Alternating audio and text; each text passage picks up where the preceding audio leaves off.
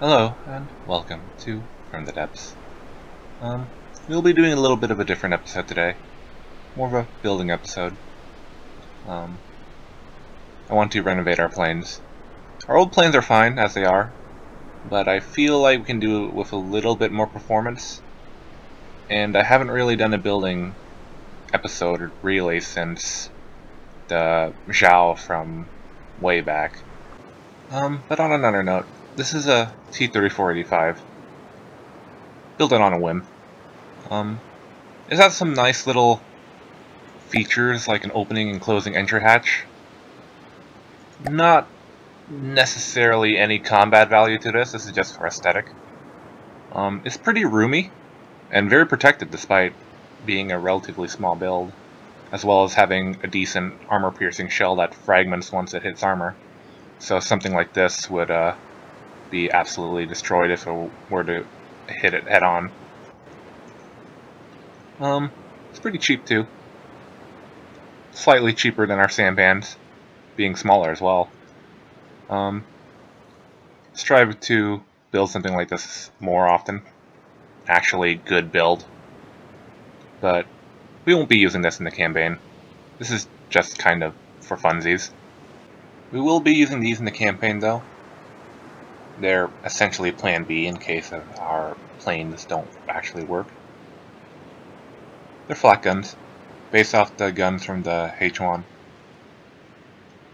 They come in both towed and self-propelled variants, and they're pretty cheap, about 2,500 resources at most. Maybe the towed variants cost slightly more. But they're cheap. We can just spam them around in case nothing works. They're not great performance, but they do have a decent volume of fire. So in enough numbers, I'm hoping we'll just take them down by sheer flaks of cloud, or clouds of flak as they were. We also built some tanks too, just in case we're ever planning an amphibious invasion. They're upgrades to the Tian tank that I used in an earlier episode. They have armor and they're not as liable to explode, which are benefits. They use the same guns as the flak guns, except with armor-piercing shells, so make of that what you will. They are kind of buggy. The land AI system does not like the tank tracks I've installed, and it does not really respond well to harsh turns, but hopefully they work well enough to where we can warrant their use. But you never know with this game. So these are the planes we're working with today. We have the Seagull and Phoenix, which we've always been using, the newer Swallow and Vermillion, which will be joining our fleet. As you can see, the Vermillion is very much a step above the rest of them. The Swallow's worth noting that I've built this a long time ago, roughly the same time as the Phoenix and Seagull, but I haven't used it since it was kind of a new experience at the time. I've only begun messing with it recently. So I'm not sure how much footage actually ended up in the cut. I know my microphone kind of fucked off a little bit during one recording, and then we tried streaming after I fixed it, and it wasn't really that great. But this is the Vermillion. The wings have been fleshed out now, and the fuselage has been mostly set up. Landing gears and bomb bay doors have been set up. We have an AI. I think the only thing we need now is defensive turrets, and perhaps maybe some shields. Also, ammunition storage somewhere on board. But it's turning out alright. The inside's pretty fleshed out, the catwalk. The back still needs to be worked on, but otherwise, doing good. Right now, I'm trying to install missiles onto my plane.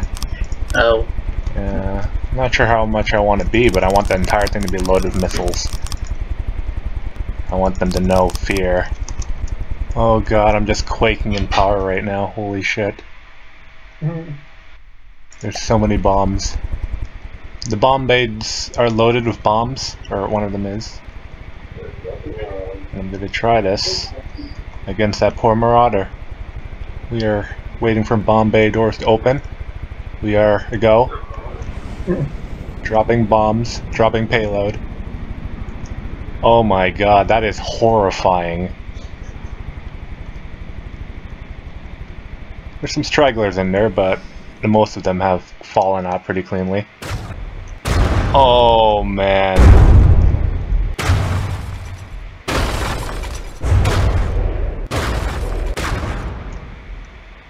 The game doesn't like it when I throw that many bombs though, it likes to lag. But I think we have a winner. There's a little bit of a scary side in that if you get caught in the bomb bay doors and don't get out in time, you will be dropped out the plane. Oh. I'm sure that's just fine though, right? Time for hell on earth. Oh my god, look at all those bombs just streaming out. Oh god, what?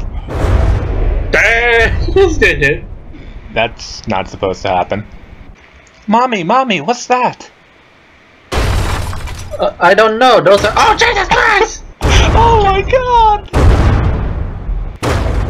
I don't think we're gonna hear no. Oh my god! By the time she says Jesus Christ, this is over. It's over. Oh god, it's hitting the neighbor's house now too. Hey, what's going to George? Oh god! Oh. Okay, let me find out how to start this thing. So we go here, we turn it on from the panel, the pilot's panel, and now our plane is airborne. It comes equipped with 12 60mm cannons, a bomb bay with 160 bombs, 8 flares, about 500,000 gallons of fuel. What? Yes. And basically all the stuff it needs to wage a one-man war crime simulator. Once we get the nukes installed, it's going to be a bad time for whoever's below us. I'm the good guy, right? No. No. It's not finished. I don't feel like it's finished. I feel like there's a lot more I could be doing to this. But for now, I think I have a capable bomber ready and willing to commit war crimes. Right, so we're going to pause this thing and we're going to stick on a coat of paint. Because if you're going to start genociding poor villagers, you need to do so in style. The reason I call this Vermillion, I call the plane Vermillion, is because the last plane I had, the last bomber, was named Phoenix. And in China, they have something called the Vermillion bird. It's kinda like a phoenix, but not really. I think painting my vehicles is my favorite part of building them. This is kind of like relaxing in comparison to, you know, faffing around and building them. I don't have to worry about if things fall into place alright because it's literally just paint. It's such a big plane. I don't like painting this because it's like when you're done with one bit, it's like there's plenty more to go around. It's like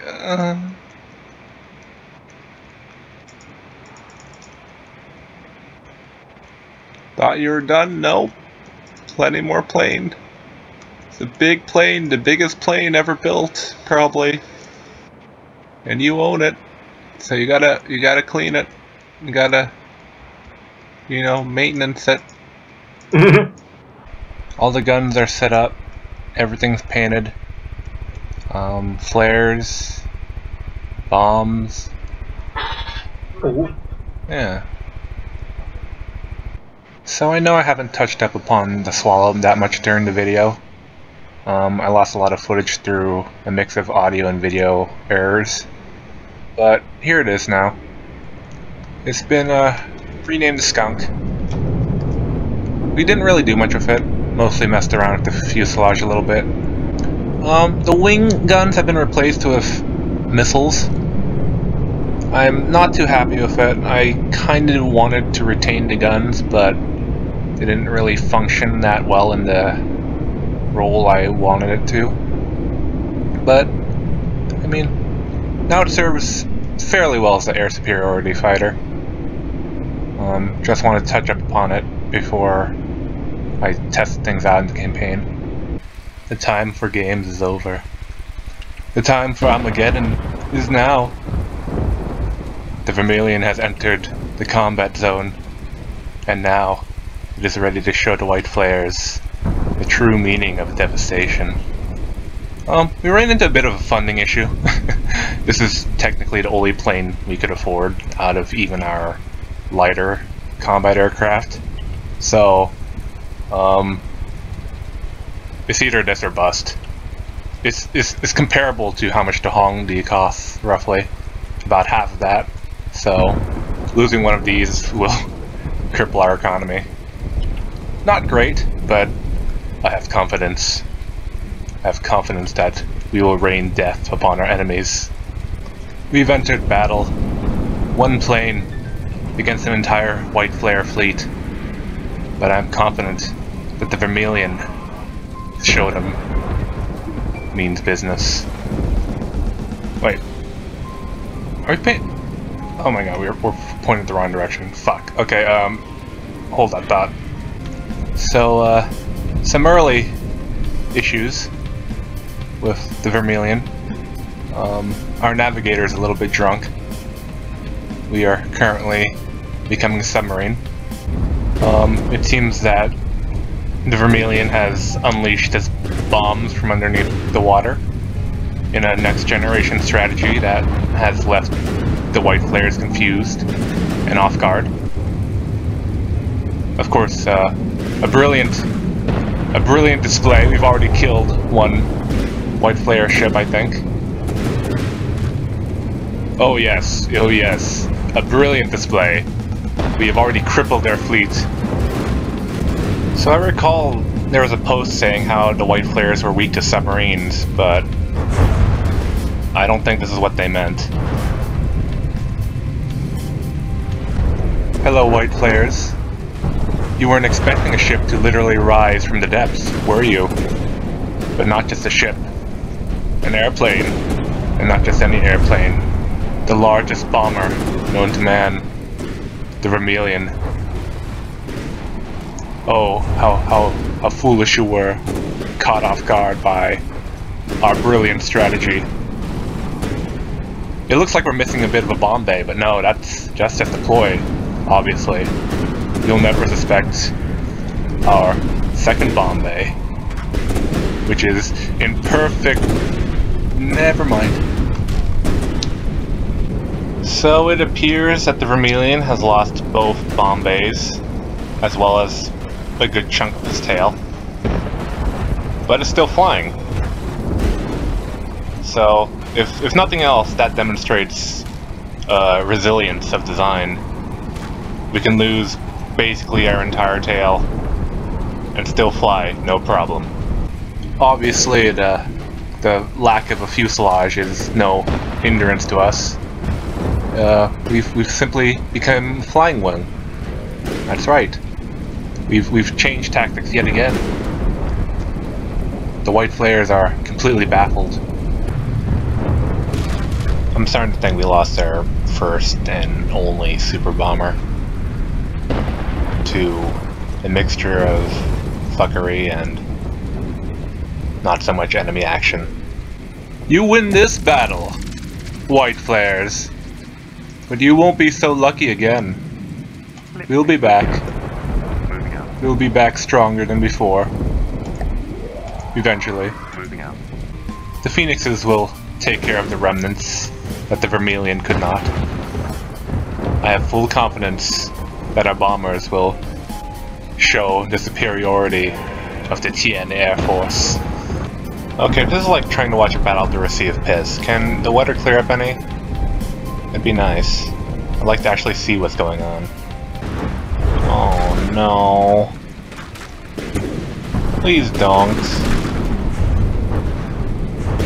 Please don't do this. It's literally twice now. How much did you tear apart this time? Oh boy. Okay. Okay, that's nice. Oh, hi! Where did you come from? Fucking the tag team here. Christ. You guys are the biggest assholes, you know that? Yeah, you fucking do. It seems that next generation submarine tactics seem to be a common occurrence in our fleet. Our Air Force seems to like them a lot.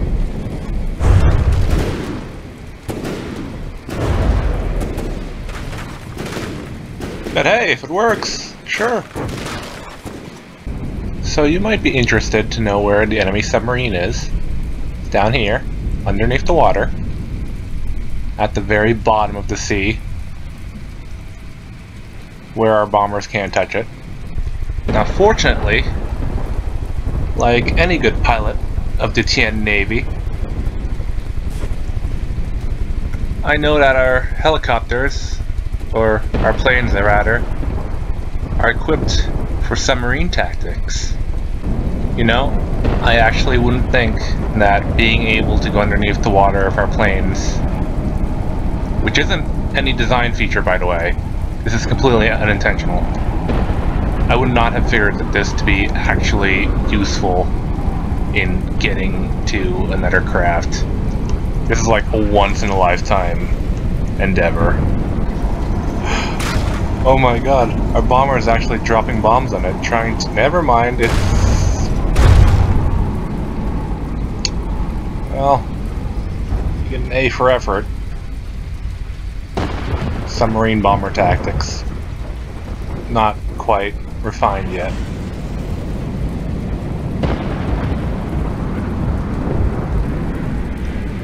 Oh! Oh! Oh, okay. Okay. Oh my.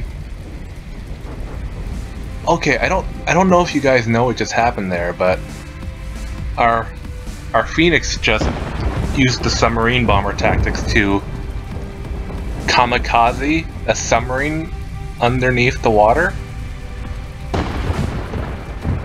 I am just in awe right now. Holy shit. That is beautiful. My god. I'm gonna split this bomber off from the fleet. And we're gonna call this... What are we gonna call this? Submarine Phoenix Memorial. Because what this plane did was just so above the Call of Duty that it just, holy shit. I am just amazed. Alright, I think I'll call it an episode there. Sorry for it being so short and so kind of patched together.